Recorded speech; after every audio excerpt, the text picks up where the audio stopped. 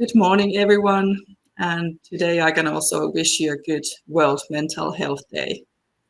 Welcome to this Auntie's webinar with a perfect theme for today, how to tap into your mental strengths. I'm Lisa Lehtinen, and I work at Auntie as a mental wellbeing professional and senior account manager. I'm joined here today by my lovely colleague, our psychology expert, Sanna Forst. Mental skills are nowadays considered super skills in working life, also in our everyday lives. Otherwise, an essential part of every employee's, supervisors, and leaders' competence. And of course, they play also a huge role in living a good life and in overall well-being. We have hundreds of people joining us today. For some of you, Auntie may already be familiar, and for others, this might be your first encounter with us. With today's theme, we are actually right at the heart of Auntie's service, what we do. So we provide low-threshold, confidential, one-on-one support for employees for boosting mental skills, self-leadership skills, and coping with everyday mental knots, such as stress management. And we also support leaders in their demanding roles. Our service is available in 27 languages. To help us settle into today's topic, let's start with a short exercise. First, find a relaxed position wherever you are sitting right now. Let your body settle heavily into the chair. Notice how your feet are grounded firmly against the floor.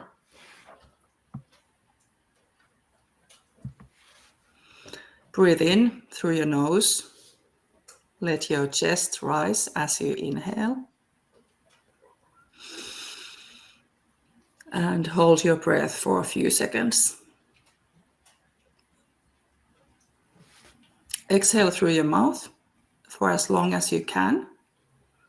And allow yourself to let go of any tension, any hurry, or worry you might have at this moment.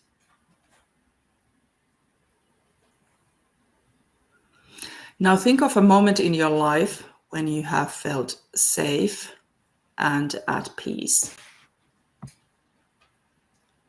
It could be a place, another person, maybe, or a moment spent in a beautiful nature place. Whatever comes to your mind first.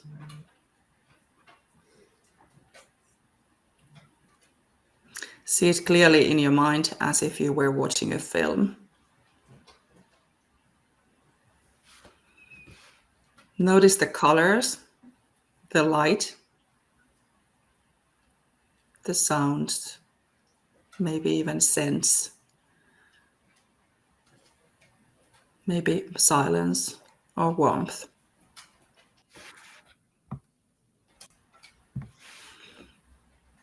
Feel what that sense of calm and safety feels like in your body.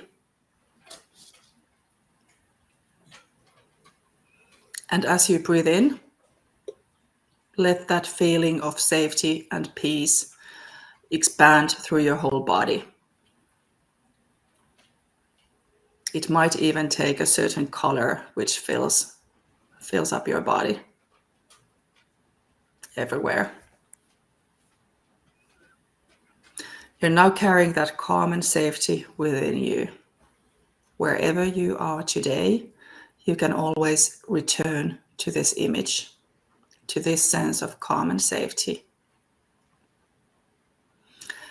This exercise was an example of a mental skill, the ability to gently guide your mind toward what you need in the moment. And now I'll hand it over to Sanna. Sanna, the stage is yours. Thank you so much, Lisa. I think we all are now ready to start the webinar. Let me just share the slides. Just a second, I will find my... Yes, here we go. So for those who came a little bit later, I'll quickly just introduce myself. So my name is Sanna Konsti, and I work at Auntie as a psychology expert. And in short, I'm basically responsible for our service from psychological perspective. But anyway, I think that's enough about me. Let's dive into something far more interesting, the topic of today, because that's why you are here. So like Lisa said, it's World Mental Health Day, and one of the things that undermines our well-being is feeling overloaded. And stress is actually, it's described often as a modern day epidemic, and there are so many things that stress us out. First of all, our lives, they are busy, and the workloads we have can feel sometimes excessive. There are also all the time these deadlines, and we are expected to be productive, efficient all the time. Work has become more fragmented, making it difficult for us to concentrate. Messages, they keep coming, devices ping and interrupt our work. And in addition to doing our jobs, we have to find the time to, and also the energy to learn new things. And it can also feel that everything is changing all the time, and the next change initiative, it starts even before the previous one is finished. And on top of all that, there's everything what is happening around us in the world and in our personal lives. So no wonder why we sometimes feel a bit overloaded and stressed. So stress, it arises when we perceive the demands of a job or the situation, the stressors, as greater than the resources we currently have available in that moment. And as we know, there are many things that tax us, and some of them are matters we can't really influence. So, like, for example, I can't really influence a lot what is happening in the world right now. If there's you can maybe influence if there's a restructuring happening at your work, or whether a loved one becomes seriously ill. Life happens, and so we can never remove all the stressors from it. And that is why it's so important to focus on strengthening our resources, such as mental skills. And what I mean with mental skills are basically these type of capacities that we have, that we use to direct our attention, thinking, emotions, and actions. And they include things like emotion regulation, adapting to change, skills in concentration, and self-compassion. And we need the mental skills to cope under pressure, make good decisions, and recover from the strain. And they are important because they help us to prevent burnout and support our well-being, both in everyday life and at work. And of course, there are many ways how we can promote our well-being and regulate the strain. And today we'll go to this theme through a few mental skills. First, we are going to talk about recovery, then setting boundaries, and then reframing stress. So today we won't be talking about how to reduce the stressors at work or life. Instead, we'll focus on what each of us can do to strengthen our own mental skills. So I'm sure every one of you know that taking care of your recovery is really important for your well-being. And we also know that these healthy habits like getting enough sleep, exercising, eating healthily, they support your recovery.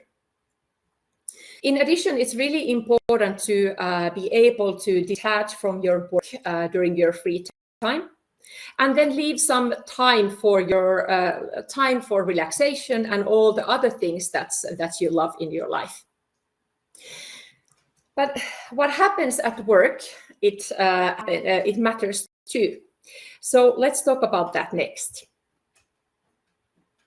So of course, you can recover during holidays and at work, but for your well-being, it would be actually even better if you could recover during the workday already.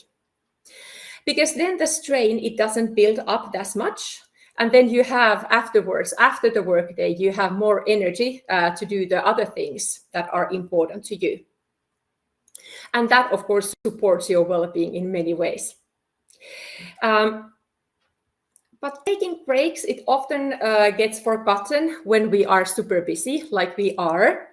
And then we easily kind of think that I don't have to do it. I don't have time for any breaks. But I would love to challenge that a little bit. Because I claim that none of us is that busy that we couldn't take a couple of short breaks during the workday. Because we know that the research shows that even a 1 minute or 2 minute break is significantly better for your well-being than having no breaks at all. So in other words, the breaks, they don't always have to be super long to be beneficial for you. So these short breaks of under 10 minutes, they are called micro breaks. And they can help to reduce feelings of fatigue and stress. They can boost your energy and improve your concentration, and therefore also your efficiency and productivity. So it means that the time that you invest in having a break, you actually get back through the better focus and effectiveness. Just any break will help, though. The most important thing is that the break should help you mentally detach from your work. So doing the work and thinking about the work. And there are many things that you could do. For example, you can stand up, roll your shoulders a bit, stretch, do a couple of stretches. You can look out the window for a moment or step outside and breathe some fresh air. You can chat casually with a colleague, or then you can do this kind of breathing mindfulness exercise that we did in the beginning of this webinar with Lisa.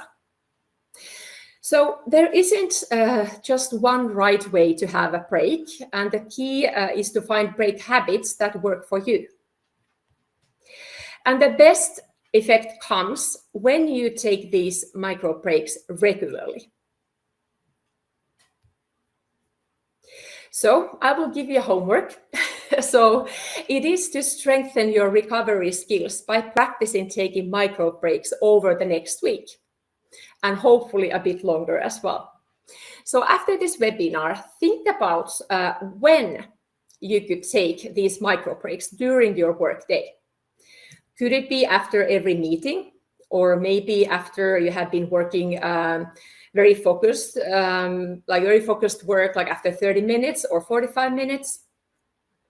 Also think about what you could do during those breaks. It's good to have like a couple of different options. And then also how you can remind yourself of actually taking the breaks. Because when we are busy, we kind of tend to forget these kind of things. So maybe you need a phone reminder or a post-it note on your desk. And then my suggestion is that take at least 4 micro breaks every day, and then a proper lunch break. And then after a week or so, then reflect on how the breaks, they affected you, both at work and then in your free time. And the next mental skill we've chosen for this webinar is setting boundaries.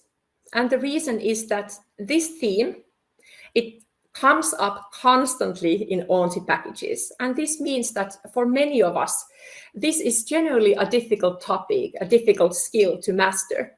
But for supporting your well-being, it's definitely a skill worth practicing. So how do you know if you have some issues with the boundary setting? First of all, feeling overloaded, feeling stressed, it often signals that setting boundaries is hard for you.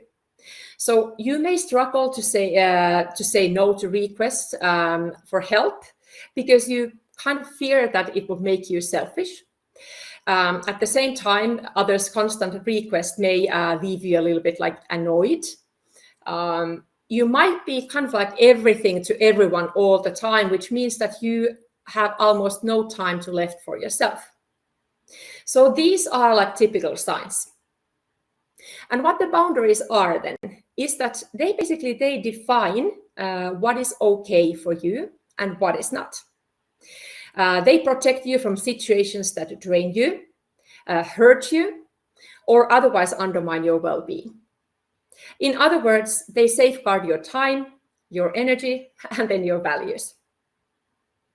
So setting boundaries is really a key work-life skill in a world where we live, where the line between work and the free time, it easily blurs. And these healthy boundaries, they help you mentally detach from your work and therefore help you to recover from the strain of your workday. And it's not like a big surprise that those people who can switch off during their free time, they tend to do better.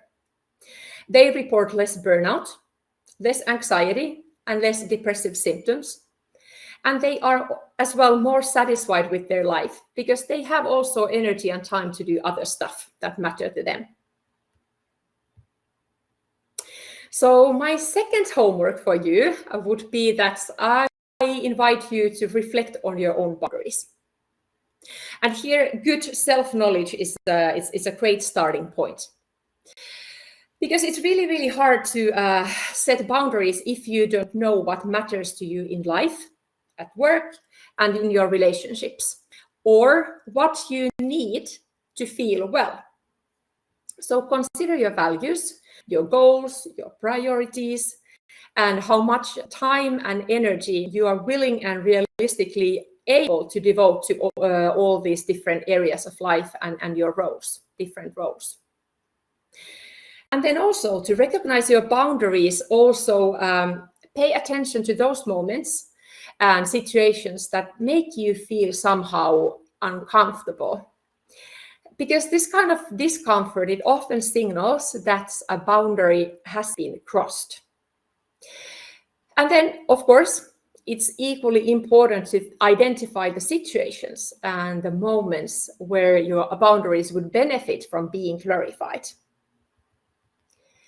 So once you have been thinking about all these things and you have identified where your boundaries lie, then you have to communicate them to others clearly, directly, and concisely, but at the same time, respectfully and calmly.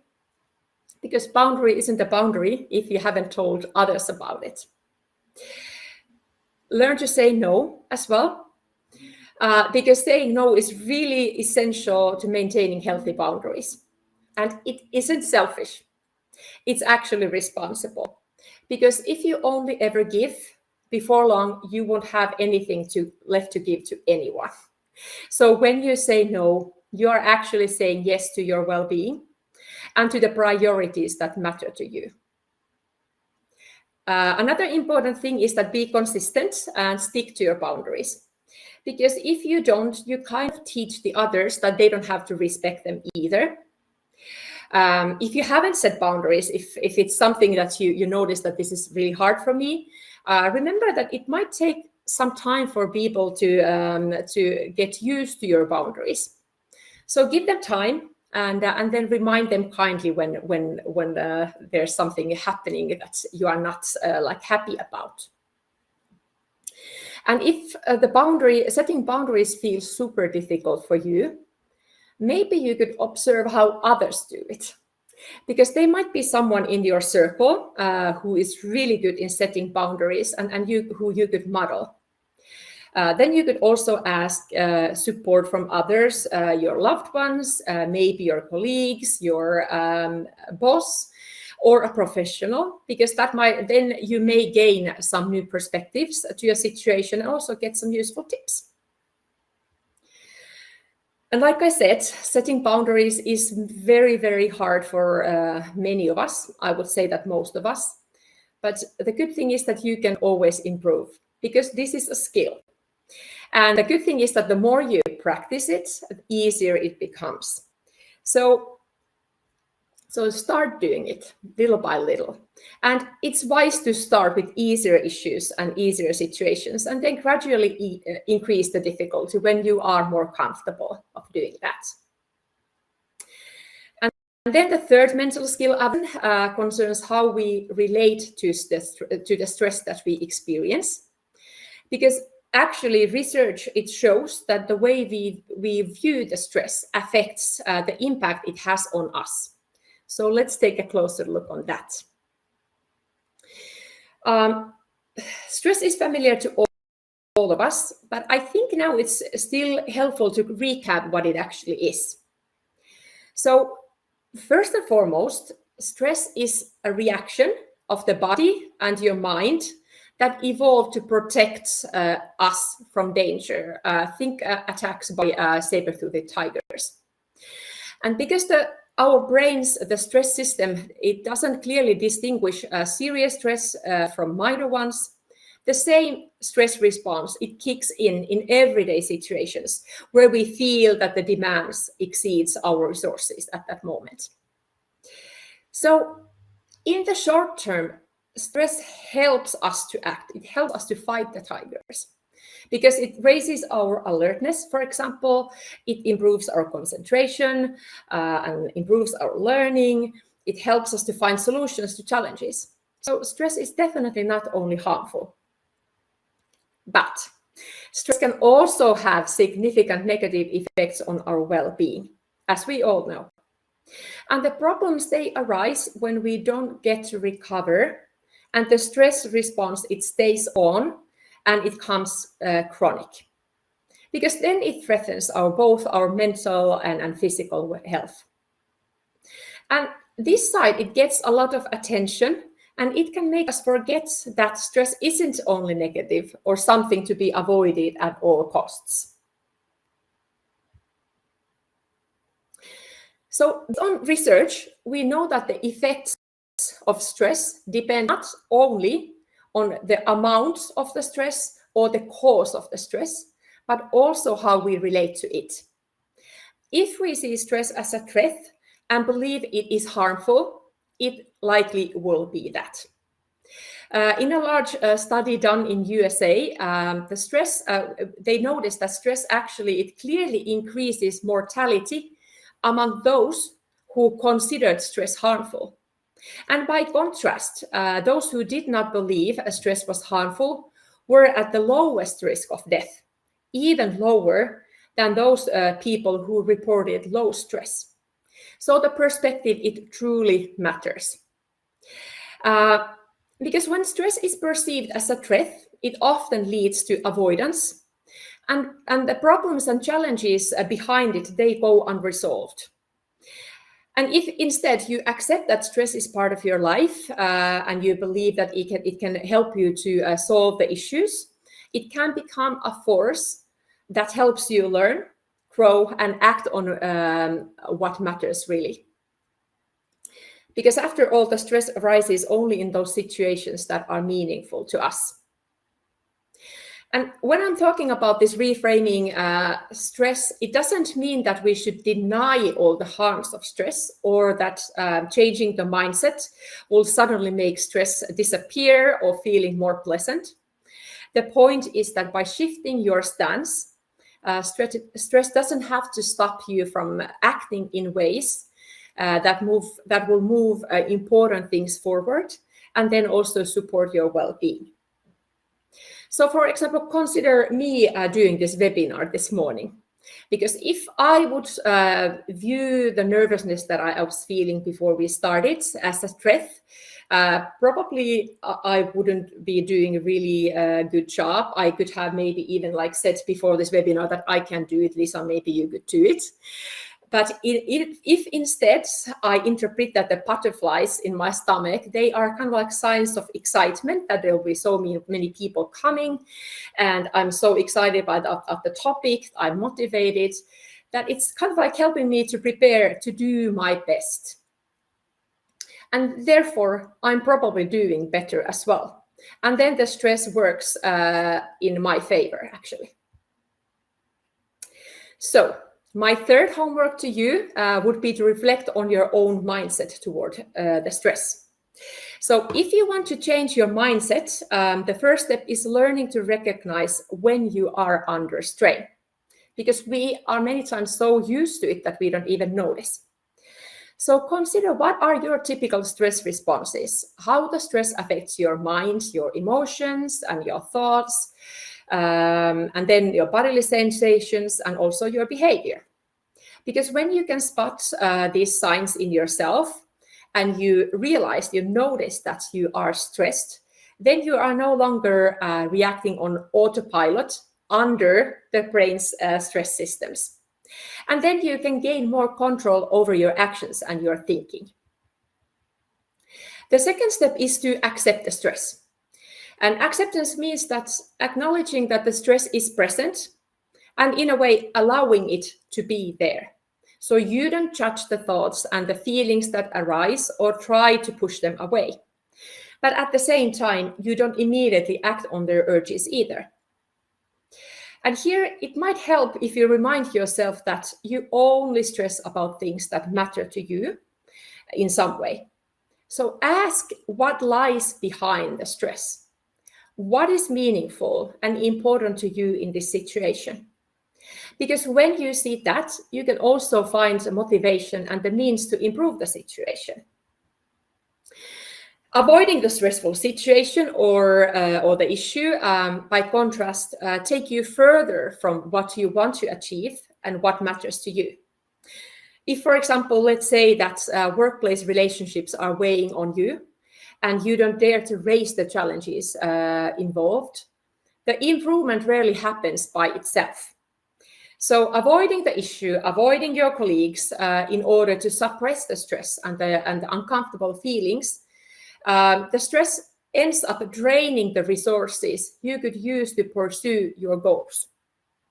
And if instead you recognize that the dysfunctional relationships, they are blocking achieving your important goals, you may find the motivation and also the courage to bring the issues up and do your part to improve it. And the final step is try to make use of the stress. So ask yourself, what good might this situation bring? How could it help me grow, learn, or to see things from a new perspective? Because if you are looking back on your life, you may notice that many of your biggest successes, achievements required effort and stretching yourself. So they arose in situations that were stressful. So remind yourself that the stress response is preparing you to act and to perform at your best, and then choose to do it. Consider what would be the most helpful way to act in this situation, what would move what matters to you forward, and then act accordingly. So the next time you feel stressed, bring this to your mind. Stress isn't only harmful, it can help you to tackle the challenge you are facing. So many thanks for listening, and I'll give the floor back to Lisa now. Thank you, Sanna. It was really inspiring to see how small, simple actions can help us turn our minds into our best personal coach. I'd like to share a few examples of our Auntie packages, our themes that focus especially on improving mental skills through 5 goal-oriented video sessions with a mental well-being professional. So first we have Stressed Out package, which focuses on learning practical ways to manage stress and regulate stress-related thoughts and emotions. Then an example of our package Bounce Back, which helps strengthen resilience and find new coping strategies in times of change. Leading Me focuses on developing self-leadership skills, whether it's about time management, stress management, life balance, or acting according to one's own values. In addition to these, we of course have in total 18 different themes, Auntie packages, where you can choose the suitable one for you in your situation. If your organization already uses Auntie, you can sign up for a package using the QR code on your screen now. And if Auntie isn't yet available in your workplace, I've shared my contact details in the chat. Please feel free to reach out. Thank you so much for joining us today. I wish you all a wonderful rest of the day, and you are warmly also welcome to our November webinars as well. Yes. Thank you. Thank you so much for joining. Bye-bye. Bye.